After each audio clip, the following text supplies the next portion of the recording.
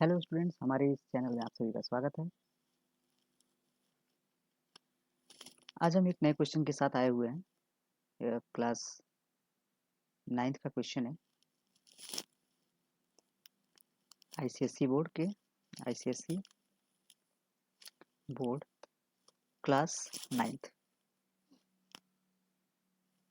Computer application computer sorry applications applications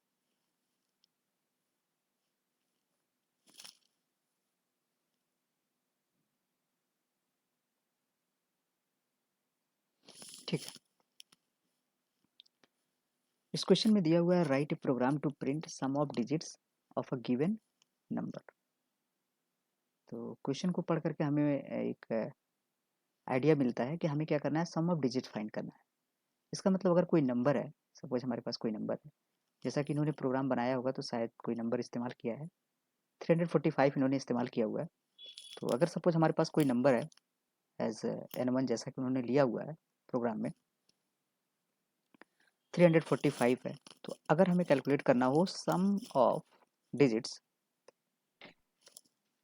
अगर हमें सम of digits calculate करना हो तो क्या करेंगे, 3 प्लस 4 प्लस 5,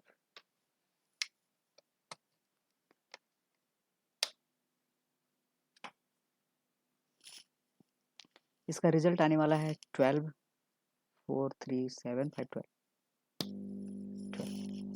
इसी चीज़ को हम कुछ ऐसे भी कर सकते हैं,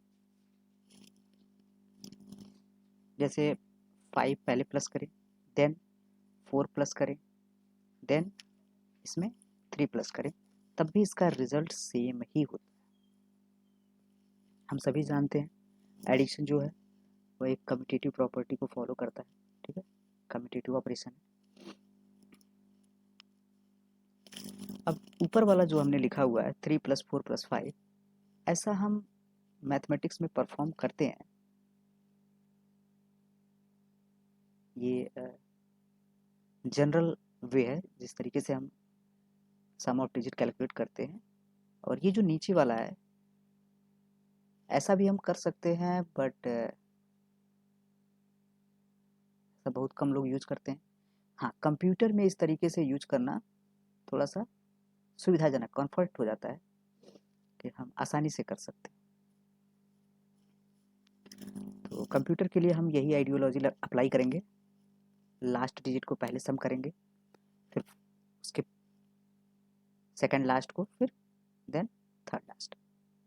ठीक है, देखते हैं इन्होंने अपने प्रोग्राम के अंदर क्या दे रखा है। थोड़ा सा हम इनके प्रोग्राम से इंटरेक्ट करें, समझना भी है कि इनके प्रोग्राम में क्या चल रहा है। ठीक है, तो इसको हम कहीं साइड में रख देते हैं। हाँ, हमारा काम यही है कि हम इसको देख करके समझेंगे, इसी के अकॉर्डिंग काम करेंगे। ठीक, इन्होंने अपने इस प्रोग्राम में क्या किया हुआ है, एक मेन मेथड बनाया हुआ है और एक सम डिजिट के नाम से एक दूसरा मेथड बनाया हुआ है। सम डिजिट के नाम से जो मेथड बनाया हुआ है, इसके अंदर एक आर्गुमेंट पास हो रहा है नम के नाम से, और इसका रिटर्न टाइप इंट है। तो हम ये आइडिया लगा सकते हैं कि यह जो हमारा फंक्शन दिया हुआ है, यह मेथड दिया हुआ है, यह मेथड सम रिटर्न कर रहा है। जैसा कि यहाँ पे नीचे हम देख सकते हैं रिटर्न में सम दिया गया है, यानी कोई भी नंबर इस मेथड को दिया जाएगा तो यह मेथड उस नंबर का सम करके हमारे पास रिटर्न कर देगा। कैसे करेगा ये हम लोग रन कराकर चेक करते हैं। जब भी हम किसी प्रोग्राम को रन कराते हैं तो सबसे पहले मेन मेथड कॉल होता है। मेन मेथड जेवीएम कॉल करता है। इसमें हो क्या रहा है, एक n1 के नाम से वेरिएबल बना हुआ है और इसके अंदर 345 स्टोर किया गया है। इसी तरीके से n2 के नाम से एक वेरिएबल है जिसमें 672 स्टोर है, और एक तीसरा वेरिएबल है n3 के नाम से जिसमें 13,602 स्टोर किया गया। एक इन्होंने अनदर वेरिएबल लिया हुआ है s, जिसको 0 से इनिशियलाइज किया हुआ है, और इसको इसलिए रखा हुआ है जिससे कि सम ऑफ डिजिट स्टोर करके रख सके। मेन हम देख सकते हैं, इस पे आंसर देख सकते हैं, कुछ ऐसा लिखा हुआ है कि इन्होंने क्या किया, सम ऑफ डिजिट, जो सम डिजिट के नाम से मेथड है, इस मेथड को कॉल किया है और इसमें 345 n1 पास किया है। इसने 345 के डिजिट का सम करके रिटर्न कर दिया, और वही हमने यस में स्टोर कर लिया और वही यहाँ पे डिस्प्ले हो रहा है, sum of digit of n1 means 345 is 12। यहाँ पे देख सकते हैं ये पहली लाइन जो है, पहली लाइन, ठीक है। अच्छा, फिर दोबारा से फिर से इसी फंक्शन को फिर से कॉल किया गया। अब मेथड बनाने का फ़ायदा क्या है? मेथड बनाने का फ़ायदा है कोड रीयूजेबिलिटी, कोड को हम बार बार यूज कर पा रहे हैं। सम डिजिट्स के नाम से एक ही मेथड बना हुआ है, उस मेथड को हमने पहले 345 दिया, तो सम मेथड ने 345 का के डिजिट का सम करके रिटर्न कर दिया। फिर हमने क्या किया, उसी मेथड को एक नया नंबर दिया 672। सम डिजिट्स मेथड ने 672 के डिजिट्स का भी सम करके हमें रिटर्न कर दिया। मतलब यह एक ऐसा मेथड हो गया जिसको कोई भी नंबर हम दे दें, कोई भी नंबर पास कर दें, वह उस नंबर के डिजिट्स का सम हमें रिटर्न कर देता है। अब यहाँ से हमें पता चल गया कि हम इस फंक्शन को कॉल करेंगे, इस मेथड को कॉल करेंगे और एक नंबर पास करेंगे। चलिए हम इसको रन कराते हैं। जब ये पहली वाली लाइन एग्जीक्यूट करेगा यहाँ पे s equal to sum digits नम1, ये वाली लाइन, इस पे एरो लगा दें।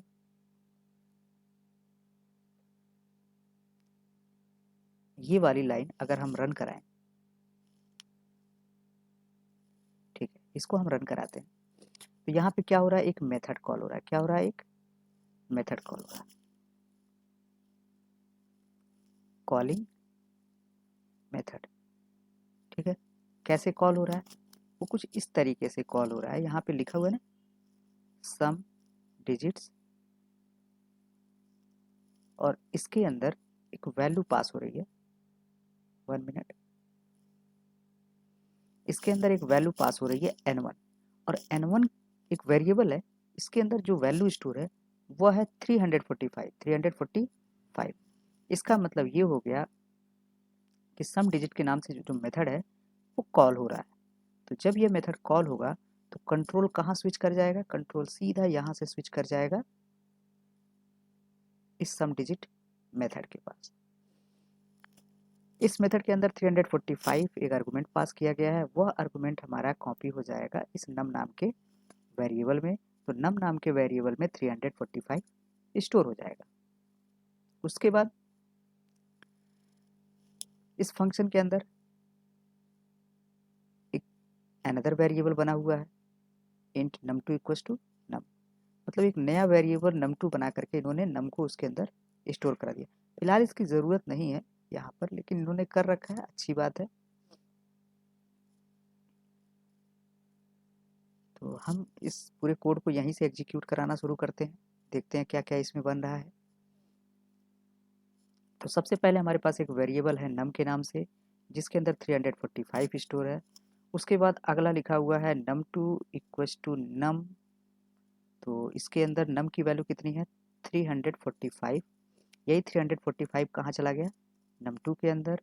उसके बाद से फिर एक वेरिएबल बना हुआ है dig के नाम से, इसके अंदर फिलहाल अभी कुछ भी स्टोर नहीं किया गया।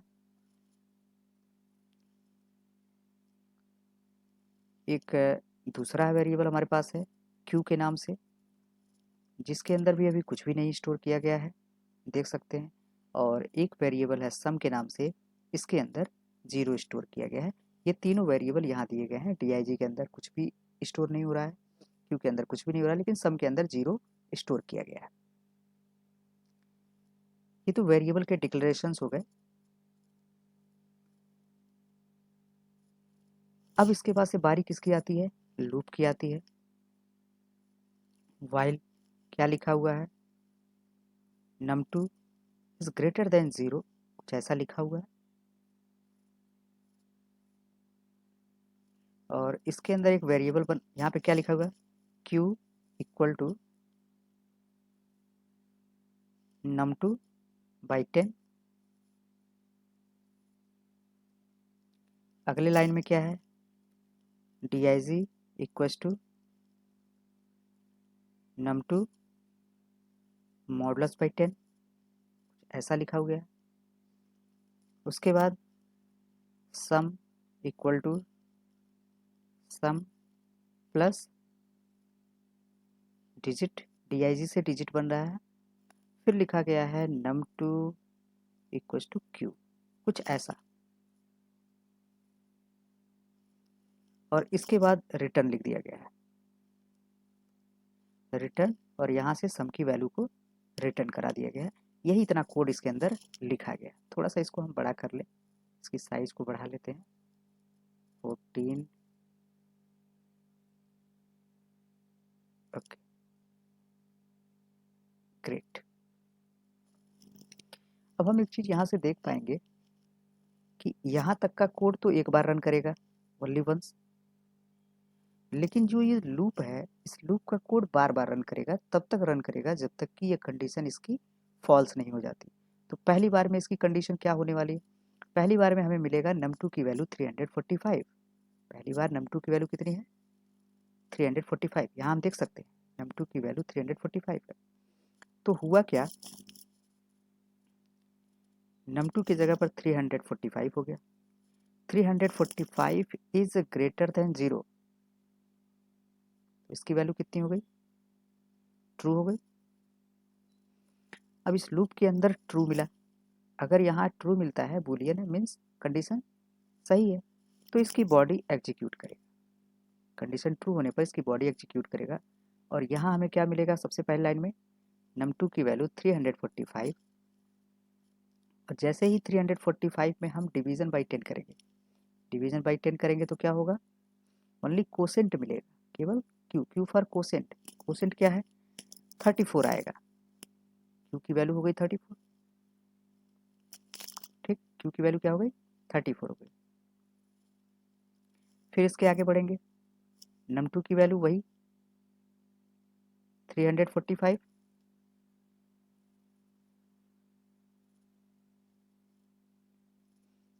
काम करते हैं मॉडिफिकेशंस को रखते हैं अभी, मॉडिफिकेशंस सॉरी 345 की जो वैल्यू होगी वह हो जाएगा 34। अगले लाइन पर आएंगे, 345 पे मॉडुलस बाई 10 करेंगे तो हमें लास्ट डिजिट मिलेगा रिमाइंडर के तौर पे, और फिर इसके बाद अप्लाई करेंगे तो सम जो है, सम की इनिशियल कोई वैल्यू थी, सम की इनिशियल वैल्यू जो थी वो 0 थी, तो सम की इनिशियल वैल्यू 0 प्लस डिजिट की जो वैल्यू है वो हमें क्या मिलने वाली है? इस समय डिजिट की वैल्यू 5 मिल रही है, 5। इन दोनों को जब हम प्लस करेंगे तो कितना हो जाएगा? 5, और यही 5 हमारा सम के अंदर स्टोर हो रहा है। यहाँ क्या हो रहा है? यही 5 तो स्टोर हो रहा है। अब हम जरा थोड़ा सा देखने का प्रयास करें कि यहाँ पे जो वैल्यूज़ हैं ये सारी वैल्यूज़ हमारी चेंज हो गई, ये रिप्लेस हो गया इससे, और क्यू हमारा रिप्लेस हो गया 34 से। अगली लाइन क्या है? क्यू है, num2 इक्वल्स टू क्यू, तो क्यू की वैल्यू 34 है, इसका मतलब num2 की वैल्यू जो है वो चेंज होकर के 32 हो गई। यहाँ ये इस लाइन से num2 की वैल्यू क्यू से रिप्लेस हो गई, मीन्स 34।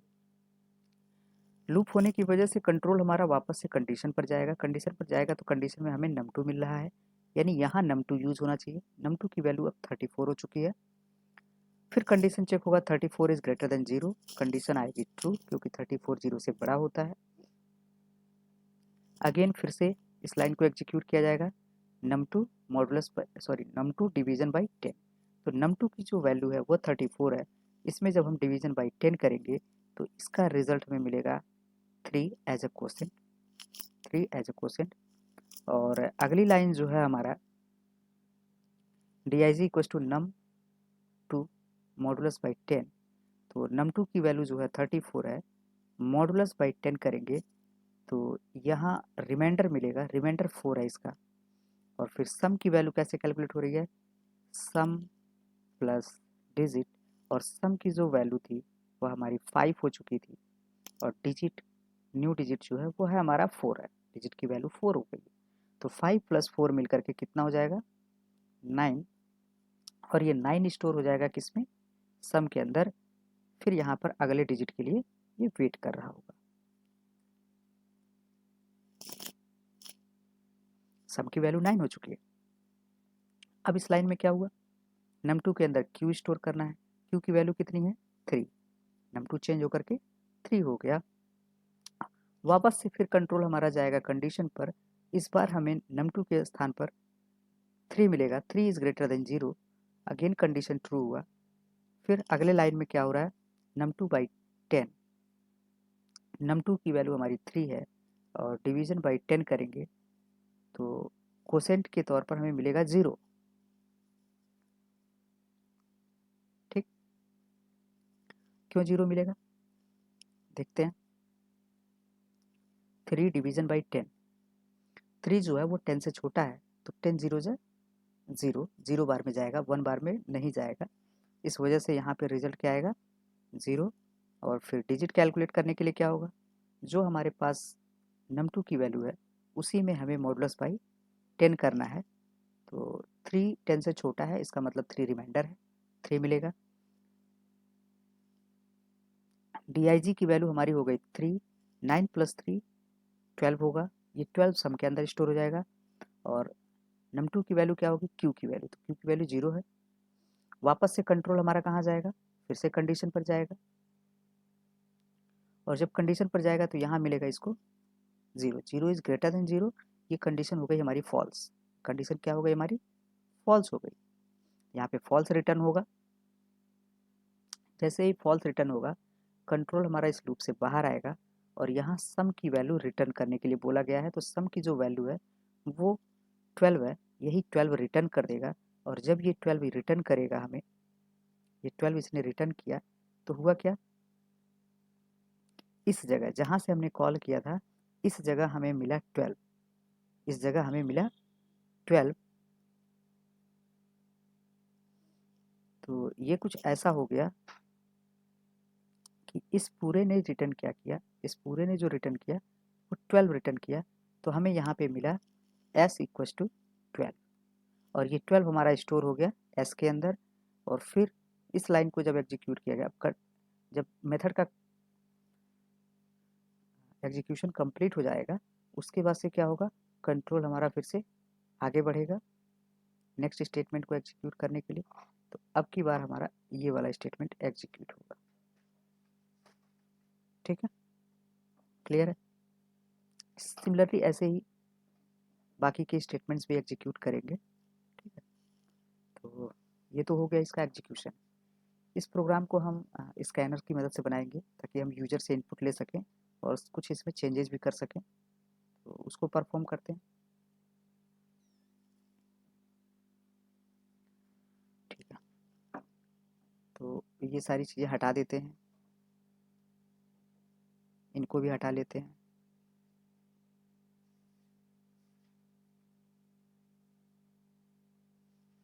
और ये सारी चीज़ें हम रिमूव कर लेते हैं।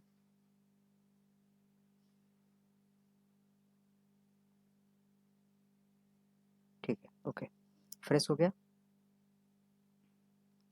यहाँ पे हम एक काम करते हैं, हम कोड लिखना शुरू करते हैं।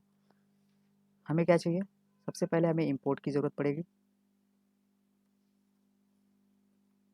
जावा डॉट यूटिल डॉट स्कैनर, थोड़ा जगह दे देते हैं इन्हें। Okay, good. नाउ इन्होंने जैसे क्लास बनाया हुआ है टेस्ट के नाम से, वैसे एक क्लास बना लेते हैं। तो पब्लिक क्लास टेस्ट,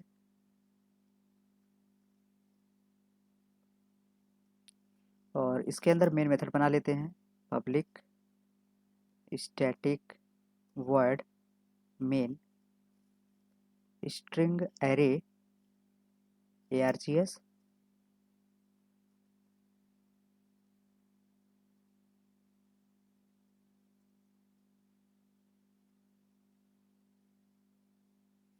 और यहाँ स्कैनर का ऑब्जेक्ट बनाते हैं scanner sc equals to new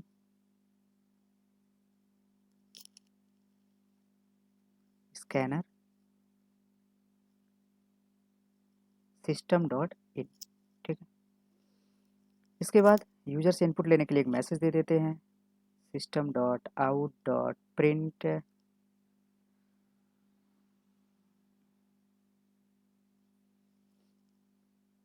enter a number, एक नंबर इनपुट करना है।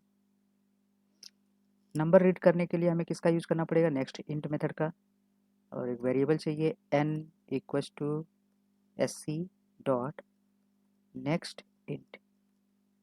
sc जो है वो स्कैनर क्लास का ऑब्जेक्ट है, हमने ऑब्जेक्ट बनाया है, और नेक्स्ट इंट जो है स्कैनर क्लास का एक मेथड है जिसका काम है इंटीजर्स को रीड करना। जो भी हम इनपुट देते हैं कंसोल पर उसके इंटीजर्स को रीड करना। ठीक है, हमने यहाँ इस प्रोग्राम में जो भी दिया हुआ था ये इनपुट का काम इंट n1 इक्वल्स टू 345, यही काम हम यहाँ पे कर रहे हैं, बस हमने स्कैनर से किया हुआ। इन्होंने n1 के अंदर डायरेक्ट वैल्यू ले रखा है 345, लेकिन हमने ऐसा नहीं किया है। ठीक है, इसके बाद फिर यहाँ से इन्होंने मेथड को कॉल किया है।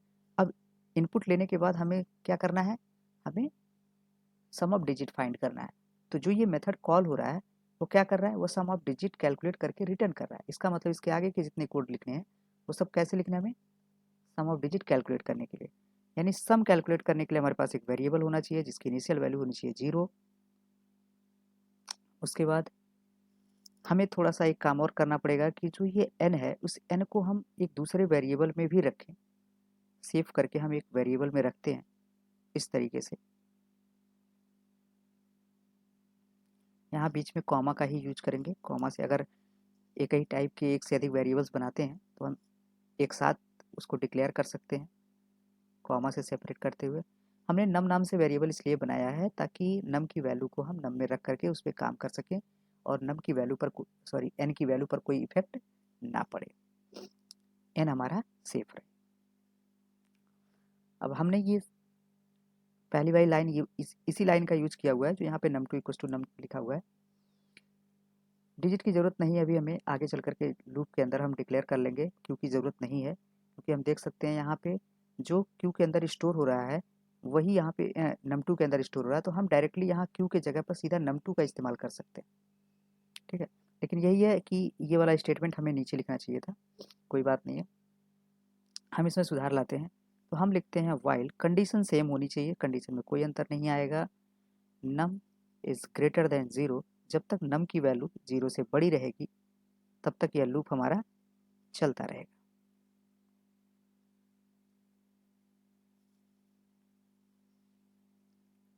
इसके अंदर क्या होना चाहिए, हमें सबसे पहले डिजिट की ज़रूरत है, तो डिजिट कैलकुलेट करेंगे। डिजिट कैलकुलेट करने के लिए जो हमारा नंबर है नम, इसमें अगर हम मॉडुलस बाई 10 करते तो हमें डिजिट मिल जाएगा। उसके बाद इस डिजिट को हमें सम नाम के वेरिएबल में ऐड करना होगा, तो सम प्लस डिजिट, इस डिजिट को हमने सम में ऐड कर दिया। उसके बाद हमें क्या करना पड़ेगा, नम को रिड्यूस करना पड़ेगा, तो num equals to num division by 10 हो गया। ये लूप के अंदर का कोड इन्होंने काफ़ी ज़्यादा लिख रखा है इधर। उसके बाद क्या करना होगा, जैसे ही हम लूप से बाहर आएंगे तो हमें क्या होगा, सम के अंदर एक नंबर मिलेगा जो कि डिजिट का सम होगा, उसको हम क्या करेंगे यहाँ पे डिस्प्ले करा देंगे, system dot out dot print ln। अब इन्होंने मैसेज क्या दिया हुआ है, मैसेज देख लेते हैं। मैसेज इन्होंने दिया हुआ है सम ऑफ डिजिट्स, लिखा है यहाँ पे सम ऑफ डिजिट्स ऑफ, तो उसी तरीके से हम भी लिख लेते हैं। थोड़ा सा इसको हम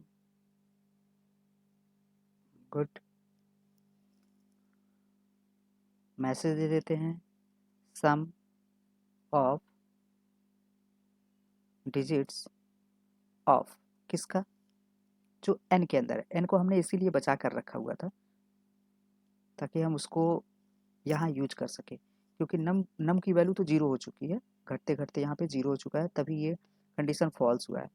इसीलिए हमने n को बचा कर रखा हुआ था कि यहाँ पे हम उसको इस्तेमाल कर सकें। इस सम कहाँ स्टोर है, सम नाम के वेरिएबल में, तो सम को यहाँ पे यूज कर लेंगे। ये हमारा प्रोग्राम कंप्लीट हो गया। देख सकते हैं जो इन्होंने प्रोग्राम बनाया हुआ था वही प्रोग्राम हम लोगों ने भी बनाया है, और ये लगभग ठीक ठाक प्रोग्राम है, छोटा है, काम दोनों सेम करेंगे। बस फ़र्क क्या है कि इन्होंने यहाँ पे पहले वैल्यू दिया हुआ था, इन्होंने कुछ लाइनें एक्स्ट्रा रख रखी हैं, जैसे कि ये 4 लाइनें जो हैं, इन 4 लाइनों को हम हटा सकते हैं कि हमें एक ही बार प्रोसेस करके दिखाना है। फिर यहाँ पे ये एक्स्ट्रा वेरिएबल क्यों ले रखा है, क्योंकि ज़रूरत नहीं है। ठीक है, बहुत सारी चीज़ें उन्होंने अलग से फंक्शन बना रखा है, हम लोगों ने एक ही जगह सारे काम कर रखे। आई होप कि ये समझ में आया होगा। नेक्स्ट वीडियो में हम एक नए क्वेश्चन के साथ मिलते हैं, तब तक के लिए धन्यवाद।